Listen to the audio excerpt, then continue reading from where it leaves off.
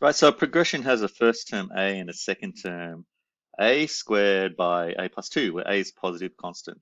For the case where the progression is a GP, geometric progression, the sum to infinity is 264, find the value of a. Right, because we know the first and second term, we know the common ratio is the second term divided by the first term. It's in any term divided by the previous term gives us the common ratio. So we're going to use that. And the common ratio is the second term, which is a squared over a plus 2, divided by a, which is the same as multiplying by 1 on a. All right, the a's cancelled. A on the top cancels with the a that we just multiplied on the bottom, and we'll get a over a plus 2. All right, that's great. That's the common ratio. Now we're going to use the sum to infinity from our formula sheet.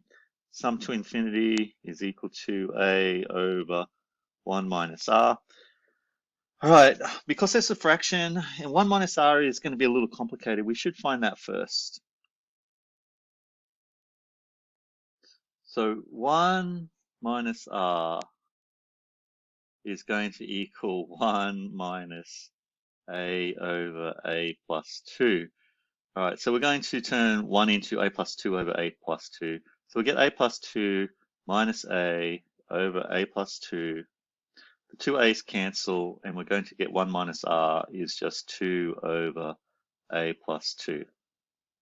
Okay, so now we can make sense of the sum to infinity. We have a divided by 1 minus r. When you divide by a fraction, you multiply by the inverse. So we actually have a multiplied by a plus 2 divided by 2. We've turned the 1 minus r, flipped it over, and that's what we've ended up with. We're also told that it is equal to 264, and so now it looks like we have a quadratic. The a is multiplying by the two terms on the top.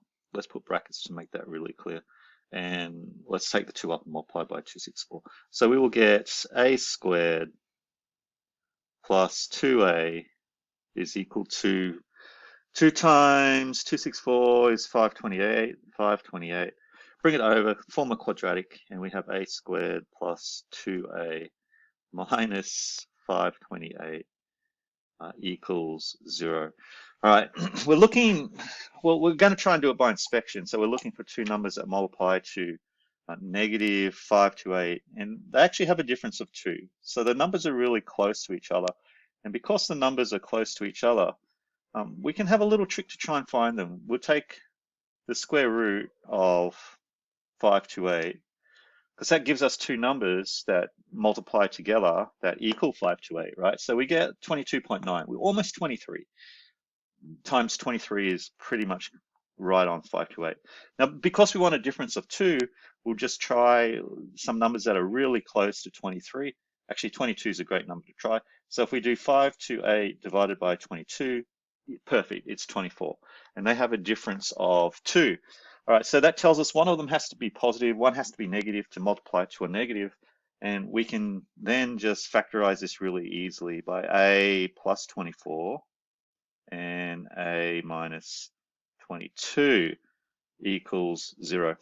Okay, so that's great. We almost have found the value of a. Let's extract from here. A is negative 24, or a is equal to 22.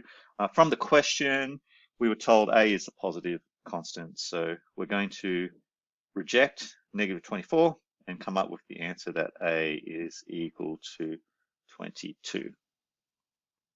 On to part B.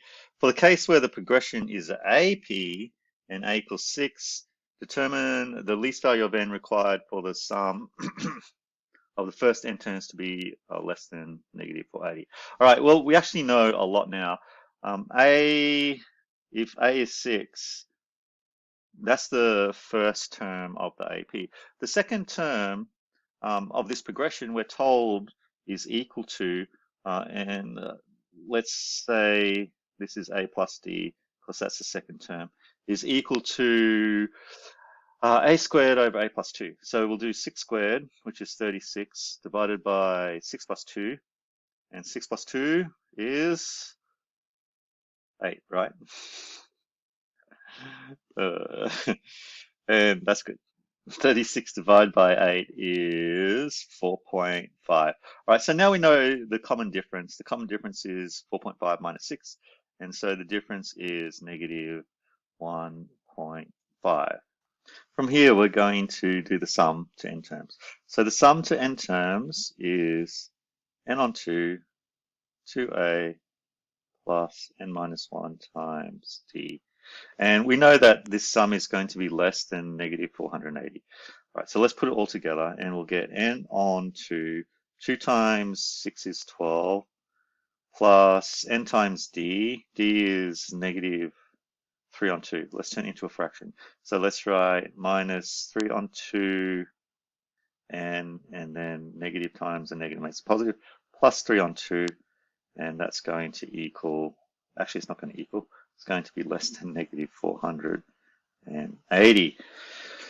Okay, let's keep going. N on 2 times 12 is just going to be 6n.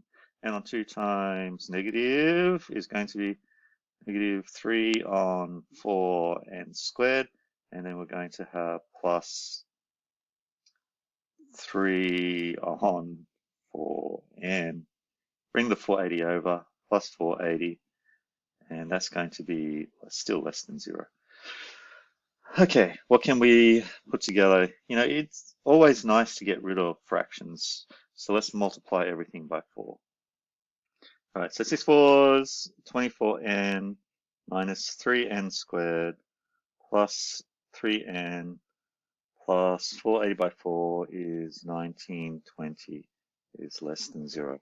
All right, that's really nice now. So we've got a minus in front of our n squared term. We can leave it there, or we can get rid of the minus sign. Let's put this together. 24n plus 3n turns into 27n, and plus 1920 is less than 0. Okay, so we can at this point multiply both sides by a negative 1, but if we do that, remember the sign has to flip around. Or we can just keep trying to work with what we've got, whatever makes you feel happier. Actually, what we'll do is we'll factorize minus 3 out, and we'll get n squared minus 9n minus 640 is less than 0. Oh, that's put us in a really tricky situation, because a number times negative 3 is less than 0. That number has to be greater than 0. It has to be a positive number so that the result stays negative for it to be less than 0. Maybe the easier way to make sure you don't make a mistake is say, well, I'm going to multiply both sides by negative a third. Negative third cancels the negative 3. But multiplying by a negative number turns the sign around. So I have n squared minus 9n minus 640 is going to be now greater than 0. Which is what we thought about when we looked at it and said, well, what is negative 3 times a number is less than 0? Well, that number has to be a positive number, which means it's going to be greater than 0.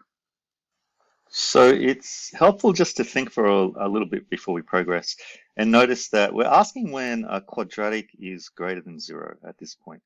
We know that it's a Smiley quadratic because in front of the squared term is a positive number. So what we know is this: if there are roots to this quadratic, it's going to be a quadratic that looks like a smiley face. And wherever the roots are, that's where it crosses the x-axis, of course. The place where it's greater than 0 is where it's above the axis. Right, so these are the places where the quadratic is going to be greater than 0. So in order to solve this, we want a value that where the quadratic is greater than 0. We need to find those roots. And so let's use a quadratic formula.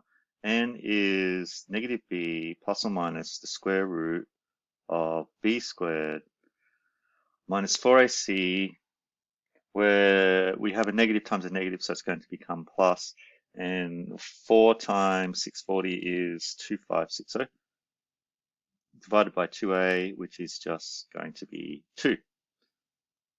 Right, if we put both options into our calculator, we're going to come up with n is equal to, well, approximately minus 21.19, or n is approximately equal to 30.8. 30.195. Okay, so what that tells us is those two roots that we were looking for. This is 30.195 and this is minus 21.19. Okay, so n of course can't be negative because it's the number of terms and it has to be a positive whole number. So we're looking for where in this solution can we find the first positive whole number of n that meets the criteria of the result being greater than 0.